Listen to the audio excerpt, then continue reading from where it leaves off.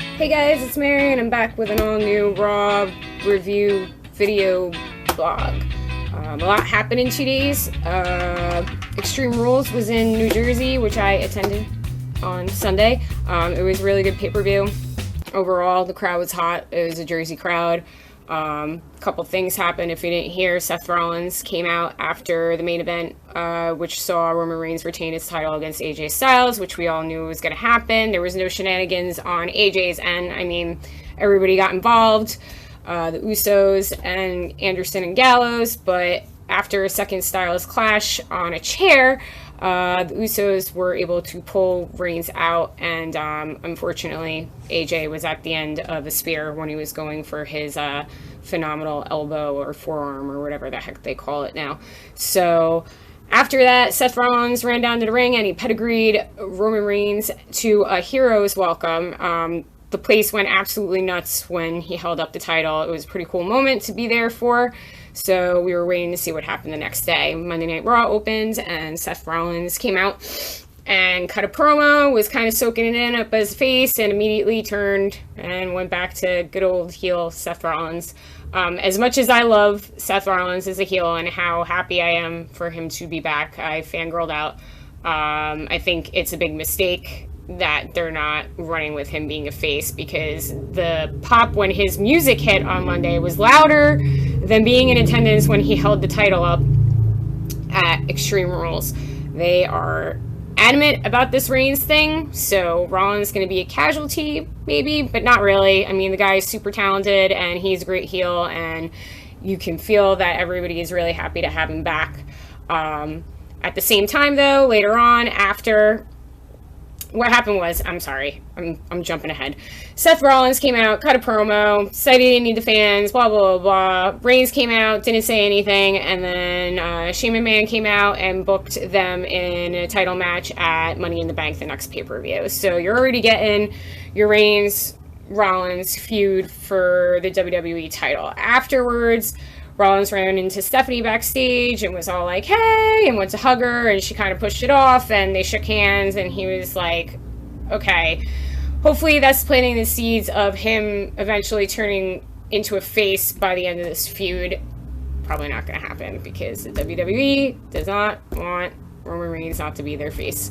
So we will see what happens. I don't think Rollins is going to wrestle, actually, for a while. I think he's not going to wrestle probably to Money in the Bank, but we will see what happens. So that's the main event of Money in the Bank. Speaking of Money in the Bank, they had 5 qualifying matches for the ladder match at Money in the Bank for the Money in the Bank briefcase, which grants the winner a contract to cash in anytime in the next year for a WWE title shot. We had Jericho versus Apollo Crews, who was unfortunately attacked by Sheamus backstage after Sheamus lost his qualifying match to Sami Zayn as the opening match. Sheamus was like screaming really cool stuff at him, like, you're going to replace me and stuff. So this is probably building a feud against like the older guys now, the veterans, I guess, and the new era that is taking over WWE. So Jericho won, shockingly. I think it's cool. He's going to bring a lot to the match. He always does. Jericho's a great performer. I do think it's a space to take it up, because Jericho's probably not going to win the briefcase. We also had Cesaro versus Miz, which Cesaro won. We had Ambrose versus Ziggler, and Dean Ambrose won. And then in the main event, we had Kevin Owens versus AJ Styles, which was an amazing, amazing, amazing match. Kevin Owens ended up winning. I kind of have a problem with this. I think that Kevin Owens and AJ Styles and Dean Ambrose and Dolph Ziggler should all be in the ladder match. I know Dolph probably isn't going to win either, but he's always really great in those matches, and there's no reason why AJ Styles should not be in that match. Like, he's made for that match, and he should have a shot at winning that contract. It would be amazing for him to hold it. I don't know what they're doing with AJ right now. He lost on Sunday right before the match with Kevin Owens. Him and the club broke up. He kind of said that he would have had it won if they hadn't interfered along with the Usos. They got pissed off. He tried to say they were still friends, but they didn't want a business association with them anymore. Again, words. But they were like, no, that's not happening. So it looks like it's going to lead to a feud between Styles and Gallows and Anderson. I still don't understand also why Owens had to pin Styles clean. Like, you just had them break up. Why didn't Gallows and Anderson run down and cost them the match? And then it would have been a little more easy to take, but they didn't.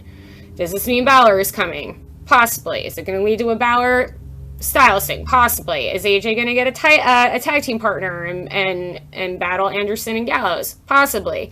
He's taken a very swift dive in the last 24 hours from going to #1 contender for the heavyweight title to losing a Money in the Bank qualifying match. I still kind of have hope that he might be the last person in. I know somebody won at the tapings at SmackDown on Tuesday, so there's only one spot open, which is probably going to be determined on Monday, but the John Cena elephant is in the room, so who knows if John Cena is going to end up in the Money in the Bank match for a contract. Would you be surprised? I wouldn't be surprised. So that happened. Enzo Amore returned, came out with Cass. Looks like he's going to be in a manager role for a while until he gets cleared to compete. It was cool. It was nice to see him back. His promos, guy's got a concussion, so we'll give him that.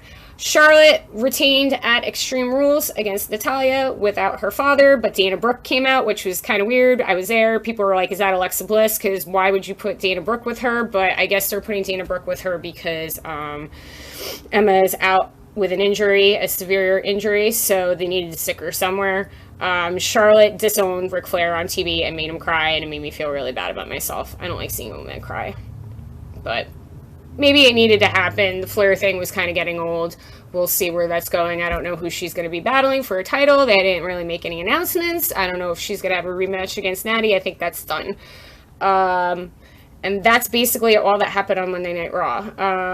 Money in the Bank's a couple weeks away. We got some time to build for it. I personally think that Dean Ambrose is in the running to win this briefcase because we got Rollins and Reigns going right now, and who's to say that Ambrose doesn't cash in the middle of their championship match at SummerSlam, because I think this is going to go on for a while between Reigns and Rollins. I don't think Rollins is going to win at Money in the Bank. I'll be really shocked if they do that real quick, because they could have done that with AJ on Sunday and then like have Reigns win and then, drag this out a little longer. But who's to say they're not in a match at SummerSlam and then, Ambrose cashes in, or Ambrose cashes in at Battleground and then it's a triple threat against all former 3 Shield members for the championship match, or for the championship title at SummerSlam. But I don't know, we will see. Till next week, follow me at Mare_Bear, follow Busted Open at Busted Open Radio, follow me on YouTube at Mary Grader, and have a nice week. It's 90 degrees outside. I'm going to skedaddle and have fun outside. So have a good week, guys. Ladies.